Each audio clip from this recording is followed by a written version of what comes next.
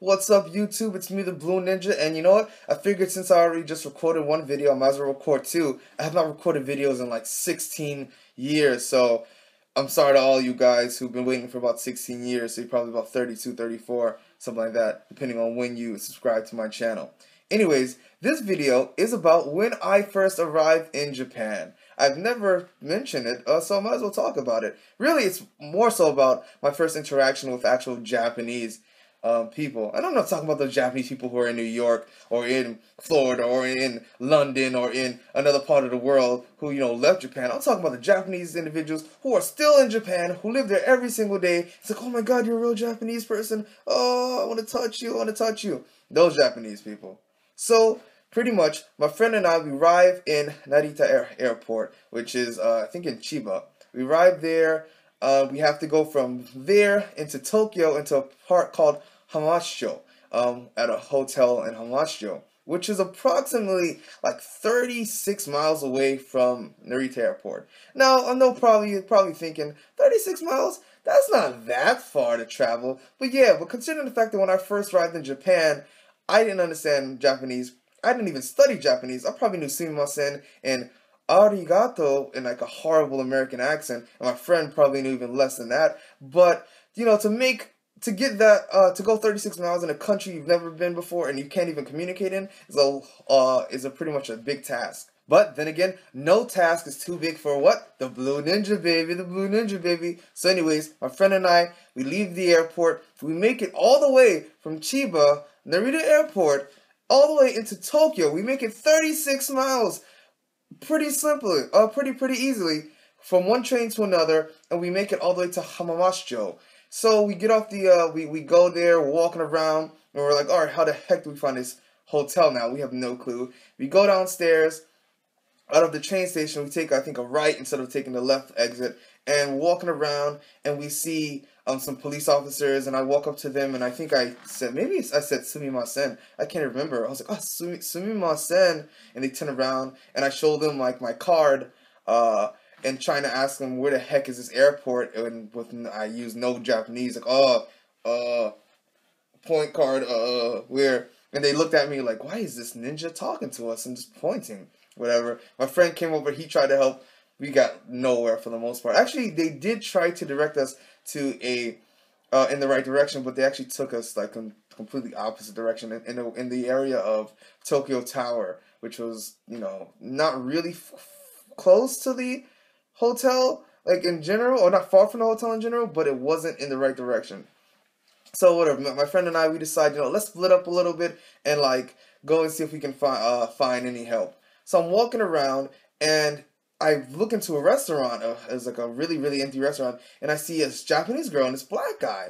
And I'm like, oh snap, there's a black guy, and I think automatically he may know English. I can go and talk to him and just, get some type of help, whatever. Now, mind you, I will encourage you all this. If you come to Japan, hang out with Japanese people. Don't be that type of foreigner who just goes and hangs out with a whole bunch of other foreigners and doesn't get to actually experience what it's like to be in the culture. Hang out with people that are from Japan. That's all I'll say. So anyways, as I digress, I see this guy and I walk in and I knock and I say, excuse me, I don't mean to bother you, but I'm a ninja. I'm lost. Can you please direct me? I'll give you like a ninja's award after you direct me. And the Japanese girl that he's with turns around and says to me, oh, I'm sorry, but he doesn't speak any English. And I'm like, eh. But of course she did. So then she stops me and she comes over and she's like, okay, I'll help you out.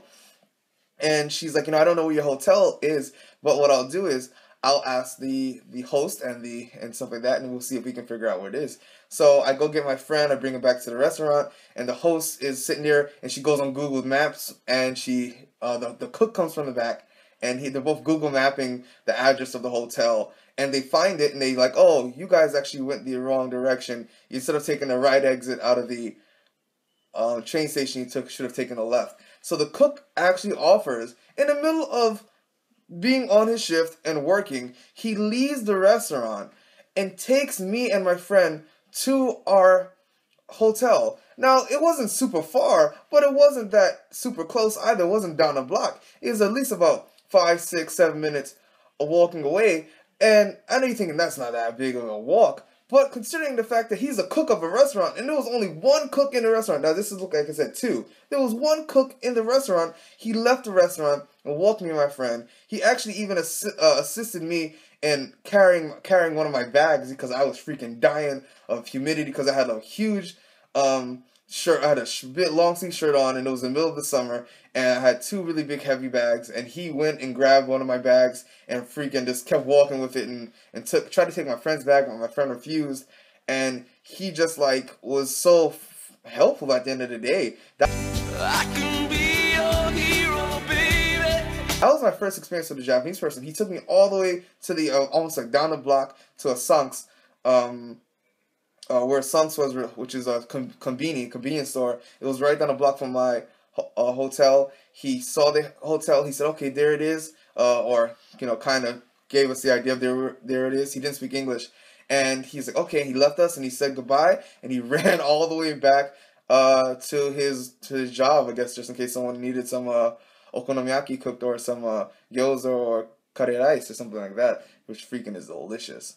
Anyways, so that was my first experience dealing with a Japanese person. Completely kind, very helpful, and someone who pretty much makes the country seem like a place that, as a foreigner, as a quote-unquote gaijin, is kind and a place that we can be and just relax in. So if you've never had experience with a Japanese person, hopefully when you finally meet a Japanese person, this is what you'll experience. Someone kind, someone who's nice, and someone who will freaking run 7 minutes away from their job just to assist you and to make you feel comfortable. Anyways, that was my first experience with Japanese people. This is the Blue Ninja, and hopefully I'll try to get some videos out as soon as freaking possible. Anyways, I'll catch you guys later. To all you guys who subscribed over the past 2 weeks, I think I said this in one video, but whatever, I'm giving more thanks to you guys. Thank you for subscribing, thank you for liking the videos, thank you for checking me out on Ryan Balance's channel. Thank you, Ryan, and I appreciate all you guys' support.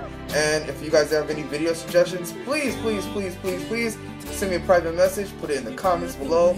I will love to answer it. That's what I'm here for. This is why I'm making videos. Not for me, for you, making you guys ninjas. Anyways, 2 fingers, I'll catch you guys later. Goodbye.